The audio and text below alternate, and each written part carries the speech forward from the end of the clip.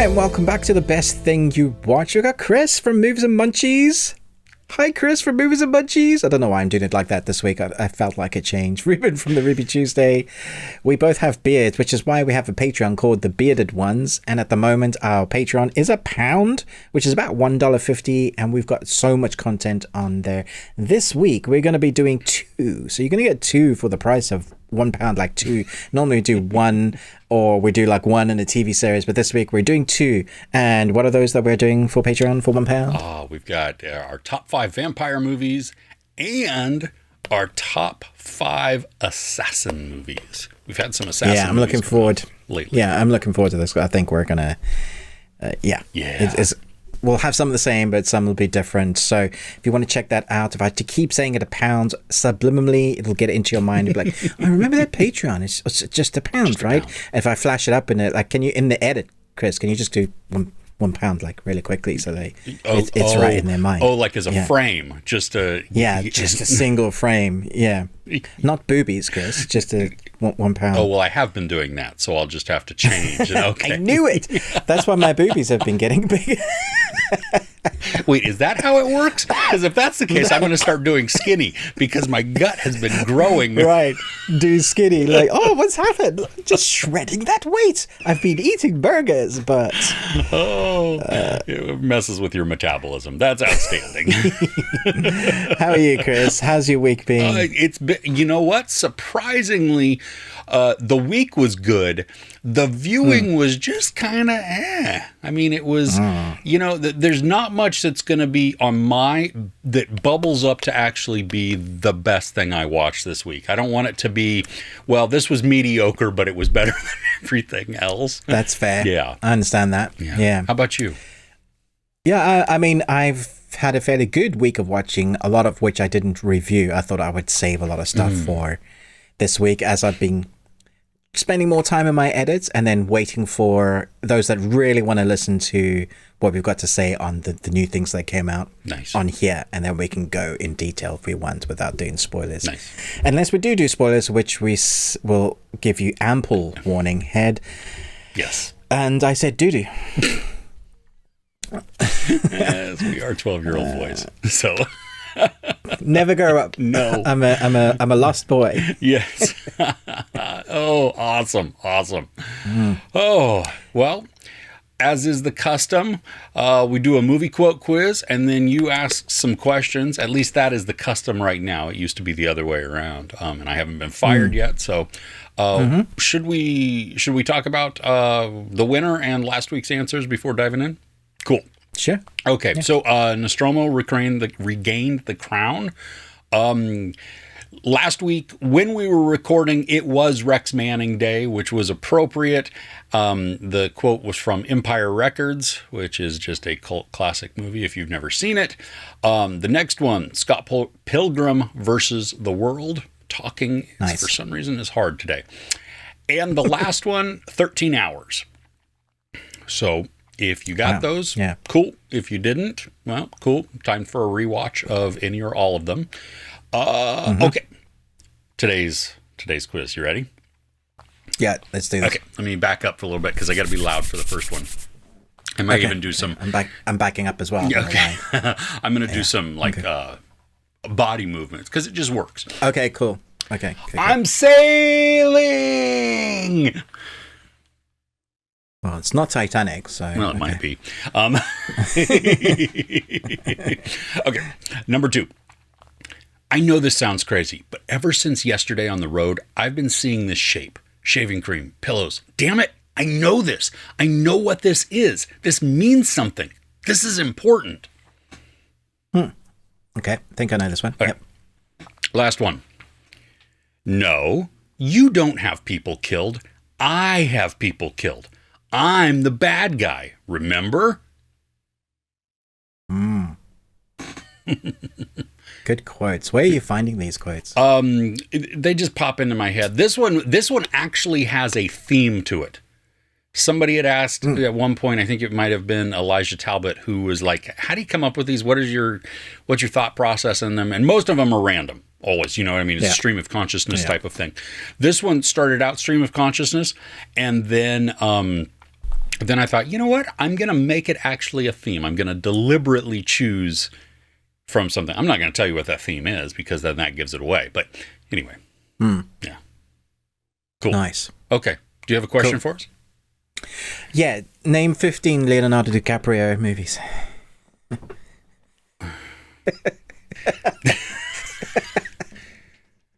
Your face is like, oh, what's the question? No, you have to think now, Chris. We can do it together. Okay. We can do it together. Okay, let's see here. So we got Titanic. Right. We got Inception. Yes. We've got Killers of the Flower Moon, which has not come out yet, but it is going to. Cool. That it's 4 hours and something long. Yeah, which I'm going to actually talk about that a little bit in my news because okay. It's just, yeah. Let's see here. We have The Departed, Gangs of New York. Nice. What's Eating Gilbert Grape? Yeah, that's excellent. Love that film. Honorable mention for Growing Pains, where he was in the TV show. Yeah. Let me know when you need help, and I'll mention some that we haven't said yet. Okay, I need help because I'm. Okay, Blood Diamond. Ooh, yeah. Kind of a good one. Yeah. Catch Me If You Can. Oh, I like that one. Yeah. The Bear. What's Revenant. Where he gets attacked by the bear? Revenant. Yeah, that was fun too. Yeah. Okay, we've got 9. Yeah, I know there's loads more, but now I'm struggling. There's so many as well. Did we say Titanic? Yes, that was the first one because that was just. I was going to say. Yeah. And you said The Man in the Iron Mask. Oh, no, I didn't. So that. Oh, okay. Yeah, good. Yeah. Okay. Great. I love that cast. It's such a good cast. So good. Yeah. I think we might have to call it 10. Yeah, because 10 is good. We've reached 10. 10 is good. I don't know that we could think. Let us know if you can think of another 5 that we hadn't said. Help us. That's tricky. Yeah, no cheating either. Don't pull up IMDb. Just don't pull up IMDb. Just off the top of your head. Yeah. Think in the back of your noggin. Yeah. Oh, man. Well, okay. Since you probably have a lot more to talk about than I do for this week, why don't you kick us off? Sure.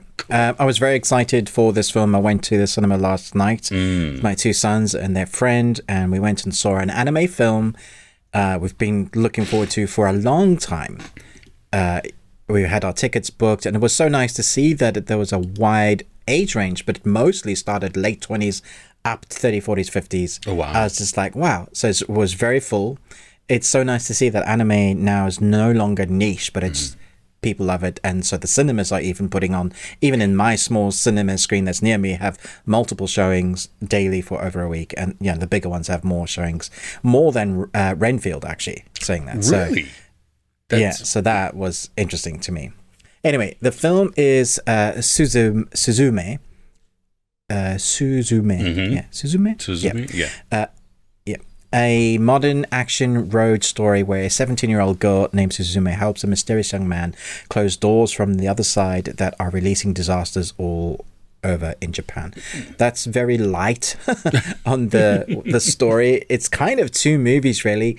Our protagonist, our young lady, there's a loss of a parent, so she's looked after her aunt. That's where we start. She meets this young man. She's kind of besotted with him, good-looking anime dude, long, flowy hair, and his job is to kind of shut these doors, and she somehow gets herself entangled in that. Now, here's a line of dialogue you're probably never going to hear anybody say normally, and that is, never before in a movie or an animated film have I had emotions for a chair. But you do in this film. Yeah, no spoilers. Okay. The cutest kitten as well. I wanted to pet it. This film has everything, like literally everything, but it also feels like they packed so much into it. When we were talking at the end, we felt like we had watched a whole series, like a whole anime series, like 12 episodes, standard, 25 minutes piece. It is 2 hours, so it's a long animated film, so they've been working on it for a long time. That's not long for like live action, but for animation, tough. Yeah. We watched it in the original language, the dubbing, and that was excellent. I always say go and watch that. But between the score and I would say the setting of how they showcase their animation, probably some of the best animation I've seen ever, like in an animation film. And that's to be expected, I guess, because we keep getting better at it with technology, skill, but we don't always, like, sometimes it feels like they're scapegoating in certain scenes. Like you can see where they've spent their money. And here it feels like every frame is handcrafted to just like, it's like a love project to someone that has gone, yeah, okay, we're not going to release it until it's ready, sort of thing, rather than just pushing it out to get the money.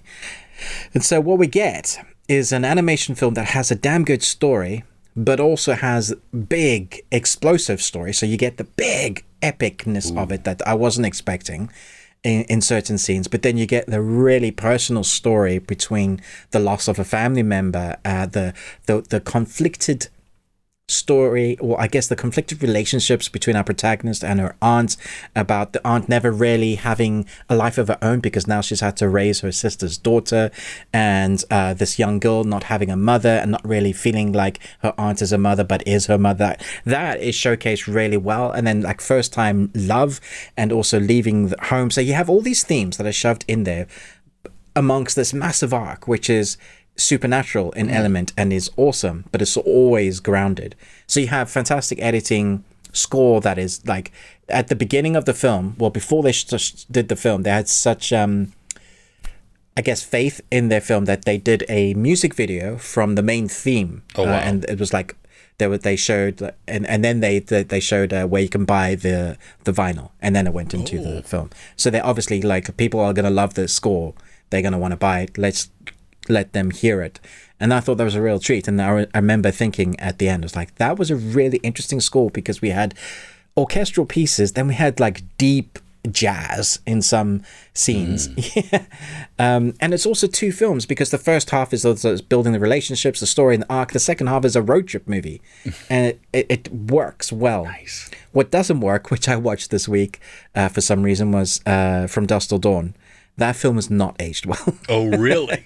Because we were like, what's your favorite vampire films? And so I was kind of trying to remember. I used to have really good memories of that film. And I, watching it back, I was like, crap. Anyway, Suzume is going to be in my top 10 for sure. It's a definite buy for me. When that drops, like on Blu-ray, I'm buying it. It's that good. Well, I saw online this week a bunch of tweets where people were either looking forward to it, or they were like, oh my gosh, I can't wait to see it. And then I saw a couple that, like, me not even knowing anything about it, I would see like a still and I'm like, oh, okay, well, so it's in an anime, cool. But they were like, this is my favorite movie of the year. And I'm like, wow, that's... Yeah, I mean, all of us, like all four of us came out going, that was great. Like, really good. That's so good. I mean, that's awesome. That's the experience you want, Yeah. I mean, that, like, it came out, I think of Everything Everywhere All at Once last year, coming out of that going, whoa, that was so good. And I didn't necessarily expect it to be, or I didn't know what to, something like that. So that's awesome that this is a good, I'm going to have to check this out. I think this is playing near me. So, yeah. No doubt in my mind that this is going to be up there. Like, when it comes to, oh man, why don't these anime films get nominated for Oscars? Like, they never do, but they're as good as any Pixar film, 100%. Sometimes a lot better than The Helping that we got that year. It's just, it's weird. Yeah. Yeah, and I'm honestly a little tired of the whole obligatory Pixar nomination. Yeah, come on, man. There's so much animation out there that is awesome. Yeah, and I lately, I mean, the Pixar movies have not been worth it. Yeah, I think. Yeah, exactly. So, Suzume has the emotion that I want. Also comedy, but not like jokes comedy. Just what the characters are doing are funny. The situations that they find themselves is funny. Because it's so real. And I think that's where this film, you have the fantastic nature of it, the supernatural elements, but because it's so grounded in real people, you feel like you're watching real people. It's just animation happens to be the medium that they're showcasing it in, which is what I want. Yeah. Excellent. Cool. Well, I'm glad you had fun. I'm glad the kids had fun too. That's outstanding. Yeah, it was really good. Yeah. So what's top on your list, on your short list? On my short list, which is a very short list, but I think it's going to be on your list as well. But it is The Last Kingdom, Seven Kings Must Die. I'm actually downgrading my score from 4 to 3.5. Are you? Okay. Yeah. Okay. Well, so this will be interesting. I can admit that there are rushed portions of the story, that there are pieces that are kind of even ignored. You know, I think really they could have done a 6th season of this. I think they could have done a miniseries. Yeah. Like 3 episodes or something. Yeah. Yeah. I loved, though, going back to the world again. I mean, it's just wonderful. It's like seeing friends again. It really is. Especially like it starts out with Finnan narrating, and it just, oh yeah, okay, awesome. And I mean, I like that this at least wrapped up the storyline. You know, that we have this story that we had for 5 seasons of Uhtred, and just his quest with his friends and trying to. His dream of a united England or a united country, a united kingdom, however you want to look at that. And watching that get to just at least play out. So when it ended, I felt satisfied with it. And I do know that there were there were obviously portions of it that were just, what happened to that? Or where did that go? Or I wish we would have had more development within this. I think my also, like, it's more so all of the things that stood out to me of that I really, really enjoyed. And some of those are that Uhtred consistently, annoyingly putting himself in danger because he's just, you know, he's like, oh, well, go ahead. That's his character, that he can't help himself. Yeah. It would have been weird for them to have changed his character and gone, no, I'm getting older. Let's leave it to the young ones, which, I mean, he could have. And that was actually said in the film at one point. You know, one of the characters said, why not let your younger members go and do this? And he was like, no, not leaving it to them. This is, I gave my promise. Yeah, exactly. And that's what I love about that. I mean, even though it is that frustrating of like, dude, you create so many of your own problems because you keep putting yourself back into things, or you keep promising things, and then your honor won't let you not fulfill those, you know? But really, I mean, that final battle sequence was so enveloping. I mean, when just watching them, you know, I mean, they both do the whole shield wall which is interesting because you now have 2 armies facing off each other that are using a lot of the same mentalities. Similar tactics. Yeah. And, you know, so they keep backing up, and you know something's going to happen. And just some of the small pieces that happen, you're like, oh, ouch, that's brutal, you know. And the way that the film captured, or the camera captured, a lot of those nuances, I thought was really good. Like, we have that character, I'm not going to say who it is because it is kind of a spoiler, but he gets wounded and he gets knocked down. And so as just that utter chaos is erupting. So intense. Yeah. Right? And what struck me is, oh my gosh, like I had never thought about it before, but can you imagine a lot of people in these types of battles may not have actually died from their wounds. They would have died from suffocation. 100%. 100%. I felt so claustrophobic in that moment. I like my chest was heavy and I just felt like it, like, you know, is he going to be able to, what is happening right now? And it was with everything going on. But you have to think about it, like, realistically, when 2 forces just in feet and heavy weapons smash on each other and you need to get over to the next person, there's going to be people underneath you that probably will drown in mud and, you know, be trampled just to the death. Have you ever felt the weight of one body, especially in armor and stuff? Then you get 3 or 4. Oh, yeah. No. With their weapons. Well, and what was that? There was that Timothy Chalamet movie on Netflix where he was like a king or something like that. And one of the things, I don't remember how I felt about the movie, but one of the things that I do remember is that you watched how utterly tired he was because he had the armor on, but then he also got the mud on him, and he had to start stripping it off because he couldn't move. I mean, that's... Yeah, it was too heavy. Yeah. That's realistic. Yeah. Exactly. So I liked that. I loved how the camera put us into that action, because it was just, it was, like you said, claustrophobic. It was terrifying. I felt myself like dragging, that fear of... And we could see it because it was at the day. Yeah, exactly. Not mentioning any names. Yeah.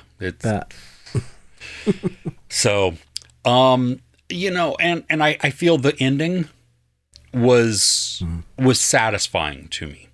I liked what they did with one particular character. It's there, and it's up to you. And I like that. Yeah. And I think I lean towards the brighter side of the image. Just because hearing all of that came before in the conversation. Oh, it was a really emotional moment. Yeah, I thought, I know what I would choose. Yeah. So it was. So anyway, I mean, I saw a lot of comments, and I respect those comments that are point out its shortcomings, because they are there, and it's just, I think for me, it was because it was one last visit into the world. The visuals were striking to me, and then just the way that they capture the battle sequences, and just watching that one more time, I think, so. Yeah, no, I really enjoyed it. I think it needed to be a series because they had so much story, so many paths. Just the name itself, Seven Kings Must Die. We're seeing so many pieces of those puzzle chess pieces, and eventually it does come together, but it is rushed, and then they just start doing one character. And I'm like, cool, I really like it. There's even new characters. And I'm like, cool, I want to know more. Nope. Okay, cool. Now we're going over here. And I'm like, who's this character again? Because it's been a couple of years. We've been waiting. It's not like the next season. We've had to wait a while. And so you got to remind yourself. And then they spend a lot of time, which I think was probably the right move, on I would say he's the main bad guy. In my review, I said the worm tongue character. Yes. He's always in their ear and kind of manipulating the situation. You love to hate him. Like, I just like, dude, someone needs to cut your tongue out, because seriously, you're a bad dude. That dude. But so we needed that. Yeah. Because then we needed to root for, our friends. I liked the bit because I was, when he says there was narrated like Uhtred, son of Uhtred, and then I saw Uhtred's son, and I was like, Uhtred, son of Uhtred, son of Uhtred. I was like, well, how long can we go? Keep this going? Yeah. Well, and the joke with the sword, which made me laugh out loud. Because Finnan he delivers it just with the right amount of snark, and I wonder if that's more of a nod to the audience, of like probably, we understand this is kind of silly, and in the for sure. So it's really nice to be in that world again. It's 5 seasons, being so invested in their journeys. Mm-hmm. Just seeing their faces again in their armor and their suits, the music and the theme, just like, woo, here we go again. And also, I'm not ready for this, because this is wrapping everything up. I know people are going to die. Oh, this sucks. Yeah. Yeah. Great. So what's next on yours? So I'm going to stick with anime. Okay. Yep. I'm going to talk about, I know you don't watch a lot of anime, Chris, but you really need to get onto this, Chris. Okay. You need to sort this out. You're missing out. Okay, so basically we're in the new seasons of new series starting with anime. Now is the time. If you want to start at the beginning and catch it, is a really good time to do that. Okay, so there is a new anime that's just started. There's only 2 episodes that are available at the moment. I've seen the first one, and it's like jumped right to the top of, I need to watch this every week, because this is going to be more so because it just brings me so much joy, Chris. It's called Mashle, Magic and Muscles. So let me paint you a picture, Chris. Harry Potter, right? Uh-huh. Like 100%, if it's Harry Potter anime world, everybody is born with magic. Every single person. Oh, wow. Has an ability, a new range, and so they use magic lazily, stirring a cup of tea, opening a door, that kind of stuff. Like, it's just everywhere. But then you have one dude who's born without magic, and so he gets adopted because he gets abandoned as a baby because he has no magic. There's no symbol on his forehead, so he needs to die. So the parents abandon the baby. Another dude picks him up and goes, oh, well, I've got weak magic, we can help each other. So he raises the kid as his own son. And so we start when he's a young man, young teen, and it basically teaches him muscles. So like training, like bodybuilding, that kind of stuff. Like he makes him do circuits and, so many. He says, this is what you need to do every day. Because he needed to give his son something to live in the world. He just thought if he could get by without being decimated all the time. The thing is, do you remember One Punch Man? Yes. If you took One Punch Man and you put him in this world, that's what you get here. Oh, because funny. when he's confronted with like these super powerful wizards who are like, you have no power. Here's my ultimate power, and they're doing their wands because they use wands as proper Harry Potter. And they do like a big orb power thing, and he just goes boom, he like knocks it away. He at one stage he grips a guy like he's gonna do a judo reversal and like throw him, but he does it too quick, so his clothes just rip off. He just like rip. So he's like, there's a scene where his dad's getting beaten the crap out, and he's not gonna be able to handle that, so he's gonna come in and intervene, but he doesn't know his own strength, so he doesn't know like which way the door opens in or out. He just kind of rips the door off, and his dad's like, what are you doing? No. It's like, sorry, Dad. He's a bit thick, but he's incredibly like the character you're rooting for. Like, that's one episode, and I'm like, I am in. Like, sign me up. Like, weekly. I can't wait to watch the next episode. It's so good. So it's like, I looked it up on IMDb. It's on Crunchyroll? Is that Crunchyroll? Yeah. All right. Well, I love. It always made me laugh with One Punch Man, where it was always the letdown when he's fighting the universe destroyers, and he's like, please be strong, and he just like, dush, yeah, and they're like explode. And sometimes he doesn't even use his full fist. He's like a pinky, and he's like the big sigh. Oh. And then when you find out like what he needs to do in order to get, like, how do I get to your strength? It's 10 kilometers run, 100 push-ups, and it's not even that much. I'm like, that is not right. That wouldn't make you stronger than any god in the world. Yeah, so it's basically a One Punch Man meets Harry Potter in anime form. Fun. And yeah, that's good. Now, did you is this sub or dub? I watched subtitle. Okay.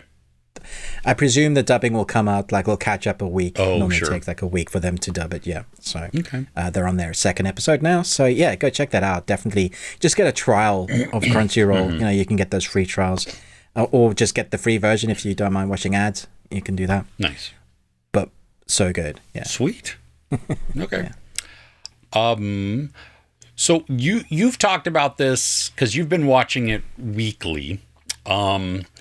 I just watched all of the episodes that are available this week. Did you catch up?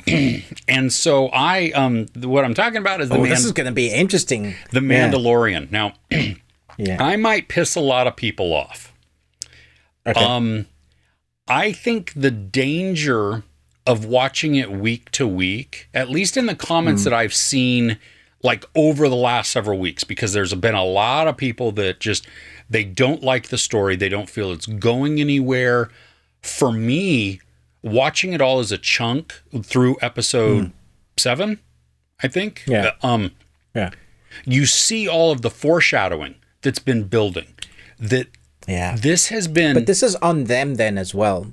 This is on Disney.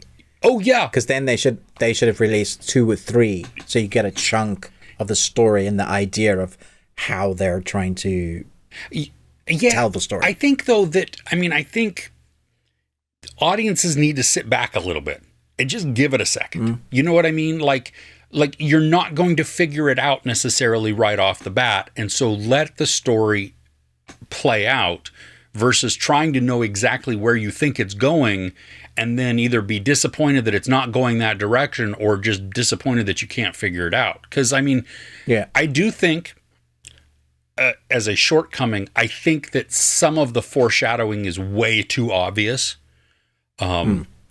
But there's still like one mystery in there that, at least unless I missed it, that that I'm intrigued by. But we have to do with the Mandalorians, yeah. It was what was found in the destroyed ship that was floating out in space. I think that was like 2 episodes ago or something. So I was thinking about what was found in the water on the planet. Oh, now see, I like that, and I think that like that was really cool. I don't know, like it has me questioning still allegiances. Yes, you know, which I like because it creates some conflict with me as I look at characters and is whether or not I root for them. And I know we're being totally vague because I mean, if you're like well, it's just come out. Well, yeah, but if you're also like me who hasn't seen it, I mean, I enjoyed even when you talked about it, you didn't tell me spoilers, you know, and so that was I won't. Yeah. So this was good. I mean, I'm loving the series. I think the storyline is so good because it is nuanced, and you have these stories like I think it's episode 3, which starts off with the Mandalorian and ends with the Mandalorian, and then has this really long section on Coruscant, but that is so necessary for all of these pieces that keep coming in small chunks as we get there, because without... And a lot of people complained about that episode because it was like, what's this got to do with the Mandalorian? It was like, but you can't see that yet. Obviously, it's going to come later. That character, they need to establish who that character is or what they're doing. Yeah. Right? Because if there's a motivation or if there's an action... And then all of a sudden, but you're not shown all of that, and you're not given some backstory and to learn some treachery or to learn some scheming or planning or alliances and allegiances. When it happens later, you're like, well, that felt rushed. This felt very underdeveloped, but now it doesn't. And that's where my my critique comes in. My negative is because I think that was it's telegraphed too much in there. You know, because when the first time I see this character, I'm like, okay, so we know you're not up to good or up to no good. And then, you know, I mean, it like you totally know what's going to come exactly, of it. I don't know. And who their allegiances are to. Exactly. Yeah. It doesn't take away the enjoyment of that story arc. It just, there's not mystery to it because I felt that it was just, I mean, it's just out in the open. It's very overt in that. I mean, even the setup, and I can, like with the 2 guest stars that they had in the last one, whatever.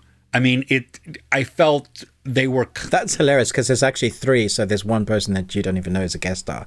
Well, exactly, yes. And I wouldn't even class them as a guest. No, well, and the memes that have been coming out since are outstanding. Exactly. But one... was amazing. Yes. One guest. Yes, exactly. I was like, whatever. I mean, they were fine in it. They were just, but I mean, that's definitely a filler episode. What was the point of that episode? Because it lets us, apart from the location of, well, and it gives clues into the oh yeah, this stuff happening around the edge. Well, and the Din kick somebody, right? Yes. Okay, that's the important piece there, but we have to know why they're there and what they're doing, because they just, you know, for them to stumble upon it, they would just keep going, because why would they even care? And so that's why, every bit of this series has been building on itself to get to the point that we are at, so that it feels complete and so that it feels like... But you've seen the 7 episodes now, so knowing that there's only 1 left, do you think they've left it too late? They've been building, and then it's all got to wrap up for one. Because if you've seen all the information, I'm talking about like the whole story now. If you've seen all the new information coming out, I don't know that we're going to get another series of Mandalorian. I think we might. There is definitely a movie, the Mandalorian movie coming out, and some of those characters I think will be in subsequent, probably like Ahsoka, and some of the other Star Wars movies, because they seem to have.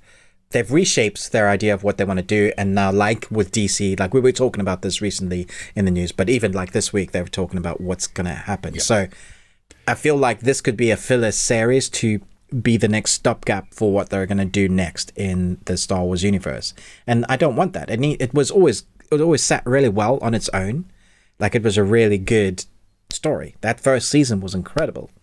I will agree with you there. Yes, because if it wraps up or if it ends in a way that really just feels like it was a stepping stone for other series or other things, that is disappointing. Because I think I've been against that with Marvel stuff and all of these things. Like we shouldn't have to watch a show to watch a movie.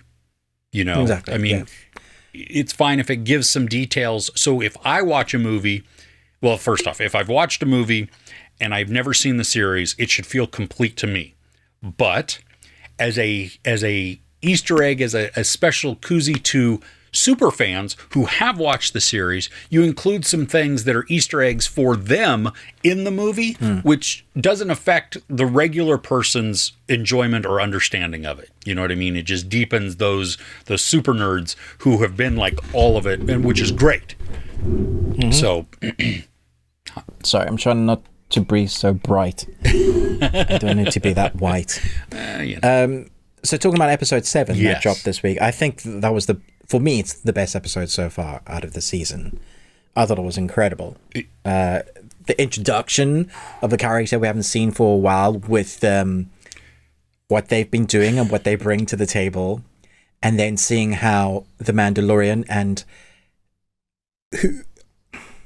the Mandalorians, let's just say Mandalorians. There you go. Yes. What they have to face because of this person and their things. It's the first time, like there are moments throughout the series where I'm worried for the Mandalorians. Yeah. They come up against the creature. I mean, I love that episode where they have to go and do like a rescue against like a flying dragon, basically. It was awesome. And seeing so many Mandalorians on screen at once, like they've been building up to that. And now we feel like Mando is kind of with his family. They're trying to reclaim. That's all been the main arc. But this episode was like, it was a big one because they were kind of doing it. It was there. But of course, in true traditional Star Wars ways, they're always going to come up against something. And that thing was emotional. There are moments in this where stuff happens to characters. And I was like, no, not that. Not that one. But see, and you would not have that emotional connection if we didn't have the other stuff that came. You know what I mean? Yeah. That this would just be X. Yeah.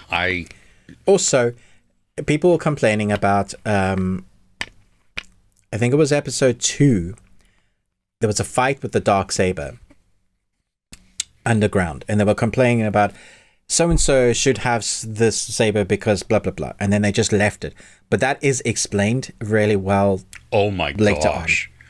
And it's awesome. Yes. Yeah, that whole sequence was like, it was like, it's great. I mean, I was like, this is good. yeah. Also, Grogu, what they're doing with his character, I don't think there's been a lot of complaints where they've just like, they're just kind of having him as a tag on. No ways. He's properly in there. He's now part of the family, and he's growing. He feels a bit teeny, like a Groot. Yes. He's showing he's like, I'm not going to listen to you all the time. I'm going to do my own thing a bit. He's growing up a bit. He might not be able to speak properly, but he sure shows his attitude.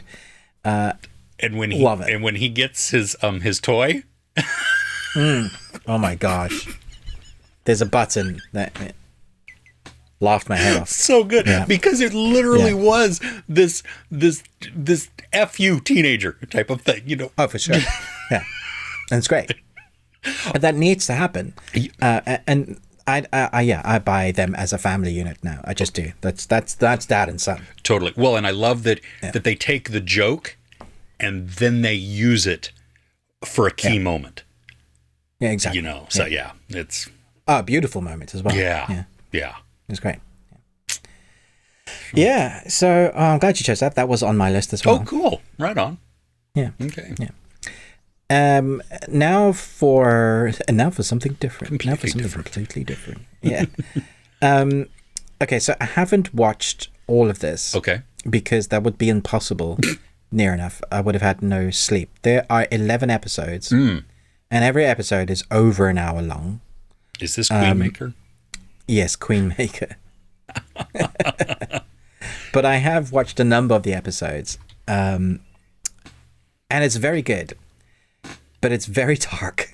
Oh, is it? It reminds... Yeah, it is. Yeah, it reminds me a lot of The Glory. It's not as dark as The Glory. But it is very much... Yeah, there's something I'm noticing more about the South Korean content that's a drama series. There's some stuff in their culture that is like prerequisite where women are treated a certain way. There's a level of respect between men and women where some stuff is just not okay, but it has to be that way. And so there's this level of uneasiness when you're watching something. It's like, can you really do that? And so I'm starting, because we've watched so much South Korean stuff now, we're starting to understand the nuances and the culture. So I really appreciate that. So when stuff in a series still makes you go, well, that's like, well, that's dark. And so here we have a protagonist, a woman that's been taken under a family that... The more you get to know about this family, they're rich, they have their fingers in every kind of political party, businesses, they basically want to control the city. There's the mother that is like the head of this family, and what she says goes, but her family members, she has a daughter that is not quite right in the head, she has another daughter that's just power hungry, and then the husband of this guy that you think might be okay, but the more you find out the people, the more you hate them. The thing is, with the first couple of episodes, you're going to find it very difficult to root for anybody, because our protagonist really is, she's known as the fixer. So she is a lawyer, but she fixes all the issues that these family members get into. So they're like every nasty thing, she's brilliant at her job, between controlling media, which when I was watching with Kirsten, it's like, this is totally how media does it. It's like 100%. What you're watching is how they control media, from flooding media with certain articles, pushing the narrative one way. Like, you just see how nasty it is. It doesn't make you feel like good watching it. It's like, humanity sucks. Humans suck. Why haven't we had another global catastrophe? We need a clean slate. We need a wipe, like a reset, please. Reset button, yep. Yeah. But then you see our character start making decisions where she doesn't want to be a part of that world anymore, but how do you get out of it? There is also another lady that I love. You see her at the beginning.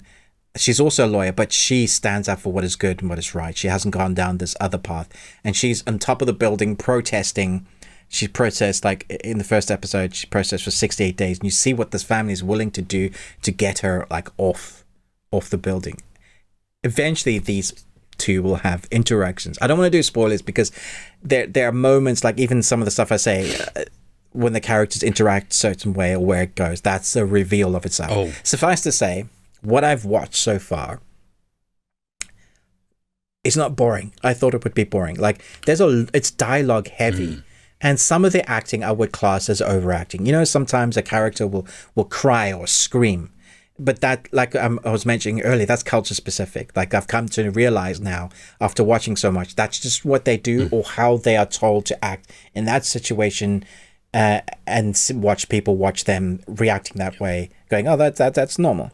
So for me, there is some overreacting, and I'm just kind of used to it now. But for the most part, the acting is excellent, because you're immediately, just in the first few episodes, you're going to hate characters. That's doing a good job. Like, you love to hate them, sort of thing. And then you're going to be rooting for a character to find a way out of the horribleness. Like, imagine spending 10 years in the most vile people and then wanting to save your soul. So what are you going to do about that? I definitely want to watch the rest. But I might do it in bite-sized pieces. and then go watch The Simpsons after. You know, like watching The Glory. After that, man, that series is heavy. Yeah. Brilliant, but heavy. You need something to kind of cleanse your palate. So I definitely want to stick this on people's radar. I can't give it a rating or anything because I haven't watched all of it. It'll take me a few days yet, but very good. Outstanding. Yeah, this was on my list. And didn't get any screeners, so it was like I did email and they said there's no screeners, and I was like, okay then. yeah. And I popped on Netflix yesterday, and I looked at it and was like, okay, that's a lot. That's a day. Yeah. Yeah. Do I want to pound out something else? Which I did. I'm not sure that was a good choice because it's certainly not on my list. But when I spoke to you about it, like, no, I was like, oh, I made a good decision then. Yes. Yes. So, yeah. Okay. Well, I'm glad that it's good so far. But I do get the heaviness and I need to take a break for my own just sanity and for my own outlook on life. You know what I mean? Like I need to switch gears, watch something that lightens my mood, and cool. Well, I did watch a movie that is definitely lighter. This was it's a couple years old. It's been a little while since I've watched it. The kids came over, and so we just wanted to watch a fun movie together, and it's one that none of us had seen for a little bit. But it's Jason Bateman and Rachel McAdams, Game Night.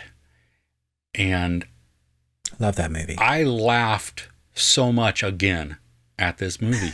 I just, and you know what's coming. I mean, it's familiar, but because I've already seen it several times.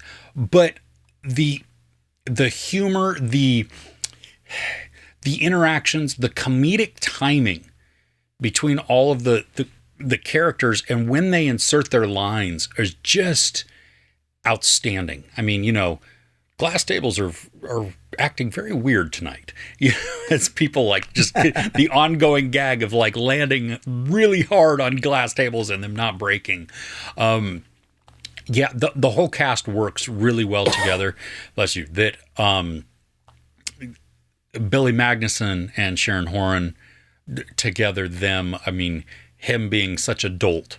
Him just being like, the dumbest, and him sliding his $17 across the table to Chelsea Peretti's character in an effort to bribe her to it's like, it's not the speed that matters, It's just these types of things. But I mean, I love the mystery that's involved. The action just keeps going. They found a really good pace to it because it's quick. I mean, it's like, we keep it moving, but not so quick that you can't have character moments and that you can't have like an emotional attachment to certain people. And because you have these, as they break off into couples to try and solve this fake murder mystery, you get the small interstitials with them of them, interacting between the two. So who's the guy that keeps trying to be a part of Game Night? Oh my gosh, Jesse Plemons.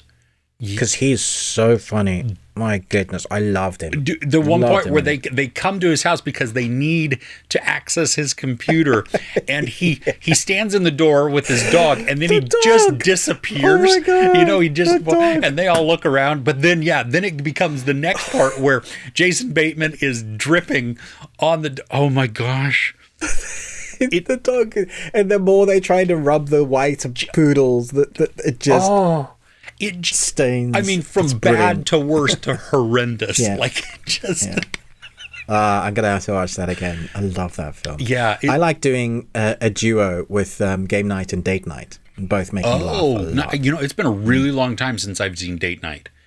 That's isn't Mark Wahlberg in that where he's like always shirt off? Super buff, shirt off. Like, why is your shirt off? Like, which one? I don't know, man. What am I gonna be? Yeah, no, it's good.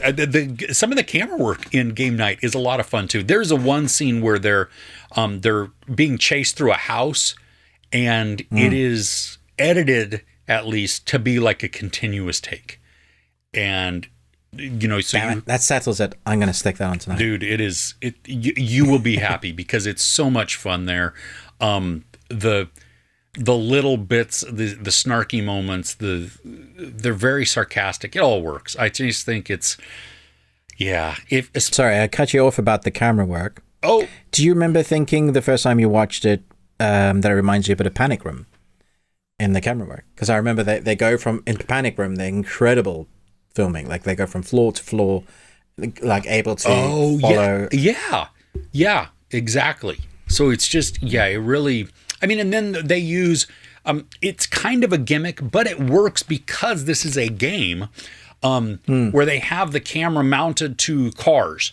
So when the car goes, it looks like a radio controlled car, something like that. I mean, it becomes a little fake looking, which is perfect for the scenario that we have. I mean, would they do when they zoom in certain scenes, they come in and it's a technique where you blur the outside of edges and you make it, you sharpen things up, and then you drop some of the frames, and so it makes it look a little fake, like a tiny town type of thing, or so just all of the little techniques that they use, I really enjoyed, and it was so fun to we laughed as a family again because it was it was ridiculous. A couple weeks ago we watched Tag for the first time in a bunch of years. Again, laughing out loud. Both of those game movies coming out the same year, I think, like really close to each other. But yeah, I think you'll laugh again. It'll put a smile on your face. For sure. And those are the type of films that I think no matter how many times you've watched, they're good to watch. It does you good to watch them. Exactly. Yeah. So what's next on your list? The first time watch for Kirsten, rewatch for me. I was interested to see whether this film, like, you never know. You watch it one time and you're like, yeah, I really enjoyed that film. Will I like it on rewatch? Do they hold up? So, for example, like the John Wick films, I love rewatching the first one. I don't think the second one holds up as much. I know I'm not allowed to say that. Third one's great. I'm interested to see on rewatch what John Wick 4 does. But on the same kind of vein, I watched Nobody. I still have not seen this. Dude. I know, right? Like, you like John Wick, right? Oh, yeah. No. Well, when I saw the trailer for this, when he gets on the bus, I mean, it had me like, I want to see this, and I never got the opportunity to. My eldest son just watched this for the first time with his friend. He sometimes, like, he plays games with his friend online, and then they like share a screen and they watch a movie together. So they sit there because his friend's like far away, so like they can't go see each other. So he comes back after watching Nobody, and he's just so excited about talking about the movie. And my wife goes, "What film is that? I haven't seen that." And I'm like, "Okay, we'll put it on." And she's just having a blast. Like, she loves John Wick, but the thing, like, taking her words, the thing that we enjoy about this one, he's older than Wick. He's out of the game. He's got a family, and he's out of the game for a reason. He's got a family. He's got a son, a wife, and he's gone to do like the 9-to-5 job, and he's just like, his life seems to be sucky now. And they do this montage of like quick cuts, like Edgar sort of at the beginning, where you see him do 9-to-5, bus shelter, to work, to coffee mug, to, repeating. And you feel his frustration. You know that he was somebody, but you don't know what really he was. Until there's a moment where you see him something happens, he kind of cracks. And anybody that like talks about this film goes, "Oh, the bus scene," because there's some hooligans or whatever, and he goes, "Please God, please God, please God," and you're thinking, is he like, because they like Russian bad guys, and you think, no, okay, but he's praying for them to get on the bus, right? Not to not get on the bus. And he's got a gun, and he like a 6-shooter, and he empties all the shells, and then he tells the bus driver to get off the bus and close the door. And at that point, I'm just like, oh. And it's more realistic than John Wick because he's more human than John Wick. if that makes sense. Like when he gets punched, he goes down. When he gets kicked in the head or kicked in the balls, you feel it. He feels it. He's getting bruised and bloodied, but you know he has the skills. The presence he brings. I think some of the TV that this actor Bob has Odenkirk. done. Yeah, I mean, he's an incredible actor. He also loves this character, so we may get more. Who knows? Nice. But there's another character in this, Christopher Lloyd, who plays his dad. Oh, really? Yeah, and he's brilliant. Like, sarcastic, perfect. Like, he for me, I always worried about watching Christopher Lloyd on screen because I'm always worried that, will I see Doc? No, in this one, I see grumpy dad that is his dad.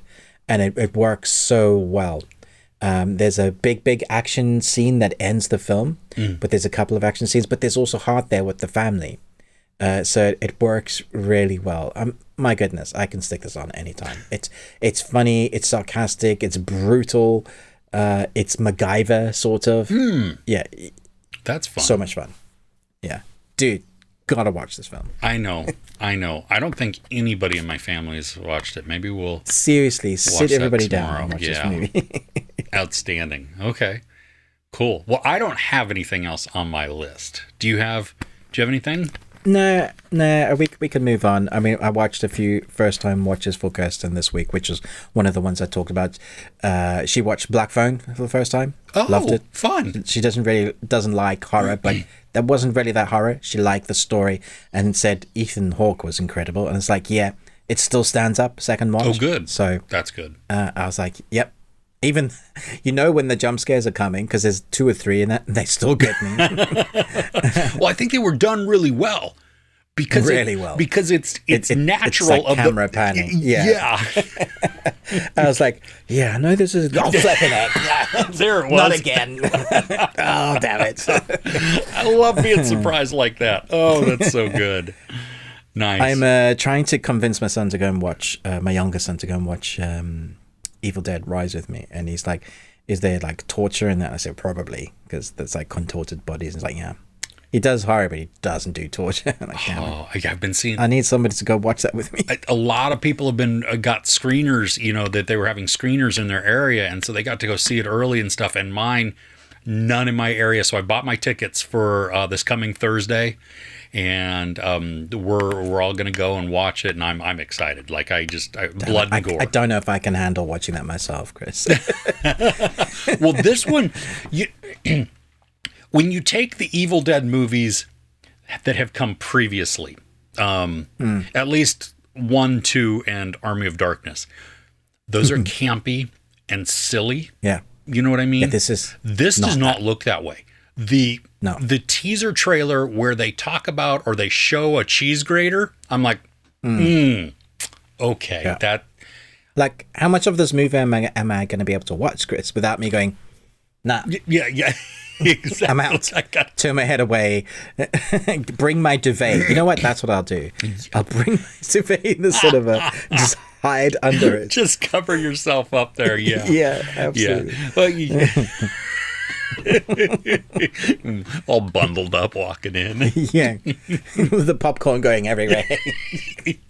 Mr. Bean style. Yeah. Oh my gosh. Yeah. No, I think, I'm looking forward to it. This is one that I'm like, I don't know what to expect from it. And I don't know if I have any expectations really for it other than I hope that it freaks me out. Like, or at least unsettles me, because of the, not so much the gore, but the feeling that comes along with the setup of that. So, cool. Yeah, you enjoy that, Chris. Yeah. I hope I will. Yeah. But hey, we thank you for joining us. You can always get more of this by tuning into the podcast, the audio version of this. We've linked it in the description. But more. Please, sir, may I have some more? Yes, you can. Excuse me. Wow. We do a movie review of a movie that we either haven't seen ever or one that we've not seen for a really long time. This week we're doing an anime which I had never seen. I have some thoughts on. Can't wait to discuss this with Ruben. But we also talk about entertainment news, give you a lot of things to look forward to in the coming week. And then there's just general nonsense as we chat. So you can please head over there, and in the link in the description below. Wow, talking was difficult there. Anywhere basically you listen to podcasts, you can find the best thing we watched this week. And if you happen to go there, please rate and review us. That would help us out. Do not forget that for a pound, $1.30, $1.50-ish, something like that, you can join into the first tier of our Patreon, patreon.com/thebeardedones. That's in the description also, so that you can just click on it. You don't even have to type.